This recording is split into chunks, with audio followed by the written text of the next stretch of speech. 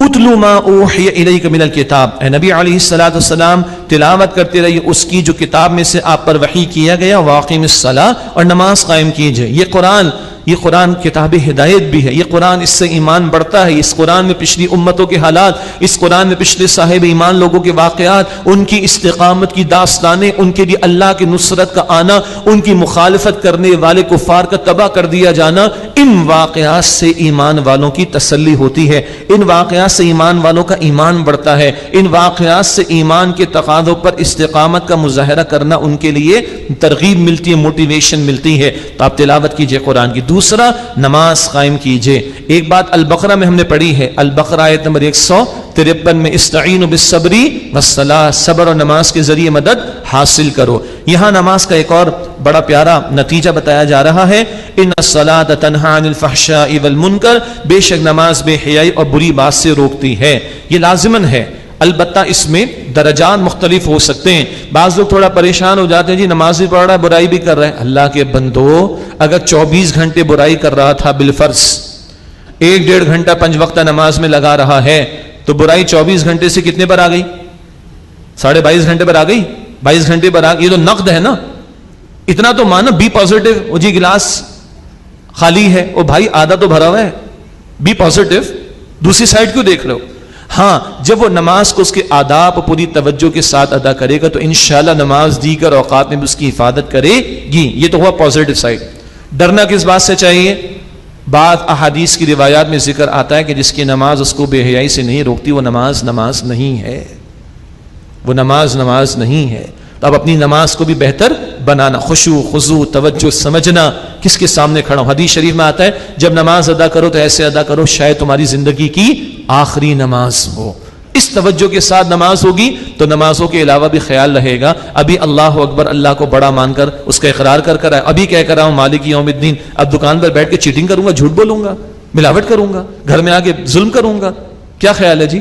احساس ہوگا کہ نہیں جب توجہ سے سمجھ کے نماز ادا کریں گے انشاءاللہ۔ ان الصلاۃ تنہی عن الفحشاء والمنکر، بے شک نماز بے حیائی اور بری باتوں سے روکتی ہے۔ ولذکر اللہ اکبر، اور اللہ کا ذکر یہ سب سے بڑی بات ہے۔ نماز بھی ذکر ہے، تلاوت بھی ذکر ہے، لیکن نماز مخصوص اوقات میں آداب، تلاوت کے بھی اپنے خاص آداب ہیں۔ ہر آن ہر لمحے کھڑے بیٹھے لیٹے کیا کرنا ہے؟ اللہ کا ذکر۔ سورہ آل عمران آیت 191، الذین یذکرون اللہ قیاما وقعودا وعلی جنوبہم، کھڑے ہونے کی حالت میں، بیٹھنے کی حالت میں، لیٹتے وقت بھی اللہ کا ذکر۔ بہترین اور آسان ترین طریقہ نبی اکرم صلی اللہ علیہ وسلم نے ہر موقع کی دعائیں سکھائیں، صبح سے لے کے شام تک، یا رات کو سونے سے لے کے اگلے دن رات تک، کس قدر دعائیں ہیں۔ رات کو سوئے دعا، صبح بیدار ہوئے دعا، بیت الخلاء جا رہے ہو دعا، باہر آئے تو دعا، آئینہ دیکھا تو دعا، وضو شروع کیا تو دعا، کھانا کھانا شروع کیا تو دعا، بھول گئے تو درمیان میں دعا، کھانے کے بعد کی دعا، لباس تبدیل کرو تو دعا، لباس پہن لیا تو دعا، گھر سے باہر نکلے تو دعا، مسجد میں داخل ہو تو دعا، مسجد سے باہر نکلے تو دعا، سواری پر سوار ہو گئے تو دعا، صبح ہو گئی تو دعا، شام ہو گئی تو دعا، سورج نکل آیا تو دعا، سورج غروب ہو گیا تو دعا، چھینک آ گئی تو دعا، کتے نے بھونکنا شروع کیا تو دعا، گدھے کے چلانے کی آواز آئی تو دعا، بجلی کڑک گئی تو دعا، بارش شدید ہو گئی دعا، آندھی تیز چل گئی تو دعا، مصیبت آ گئی تو دعا، نعمت مل گئی تو دعا، رات کو سوئے تو پھر دعا۔ اس قدر دعائیں۔ اچھا، ہمارے بچوں نے 40 دعائیں یاد کر لی ہیں، وہ بھائی کہ بچوں کے لیے دعائیں فقط؟ حضور نے صحابہ کو سکھائی اور حضور نے خود ان کو اپنے معمولات میں شامل کیا۔ ہم نے الاٹ کر دیا، ہمارے بچے نے 40 دعائیں یاد کر لی، ماشاءاللہ جی، اللہ قبول فرمائے، مگر یہ صرف بچوں کے لیے نہیں، میرے اور آپ کے لیے بھی ہے۔ اللہ مجھے تو یہ حضور نے بڑا آسان طریقہ عطا فرمایا۔ اور ایک حضور علیہ السلام کے بتائے ہوئے اذکار، سبحان اللہ وبحمدہ، سبحان اللہ العظیم، پہلے بھی ذکر آیا، سبحان اللہ والحمد للہ ولا الہ الا اللہ واللہ اکبر، یہ اللہ اکبر ساری زمین پر حدیث میں جہاں سورج طلوع ہوتا ہے، وائٹ ہاؤس پر بھی طلوع ہوتا ہوگا، بن لادن فیملی کی 450 برانچز کو کنٹرول کرنے والے ہیڈ کوارٹر پر بھی طلوع ہوتا ہوگا، بل گیٹس کے، مائکروسافٹ وغیرہ کے ہیڈ کوارٹر پر بھی ہوتا ہوگا۔ یہی تو آج کل ہمارے وہ ہے نا۔ حضور نے فرمایا ساری زمین پر جہاں سورج طلوع ہوتا ہے، ان سب سے زیادہ اللہ کو 4 کلمے پسند، سبحان اللہ والحمد للہ ولا الہ الا اللہ واللہ اکبر۔ ابراہیم علیہ السلام معراج میں حضور کو ملے، امت کو تحفہ دیا، آپ کی امت کے لیے تحفہ، امت کہے سبحان اللہ ایک درخت جنت میں، الحمدللہ ایک درخت جنت میں، اللہ اکبر۔ یہ صحیح روایات ہیں، بالکل مستند روایات۔ لا الہ الا اللہ، ترازو میزان ایک پلڑے میں سب کچھ، دوسرے میں لا الہ الا اللہ، یہ بھاری ہوگا. لا حول ولا قوت الا باللہ. 99 بیماریوں کا علاج ہے. سب سے چھوٹی بیماری کیا ہے؟ ہم سب کا مسئلہ غم ٹینشن.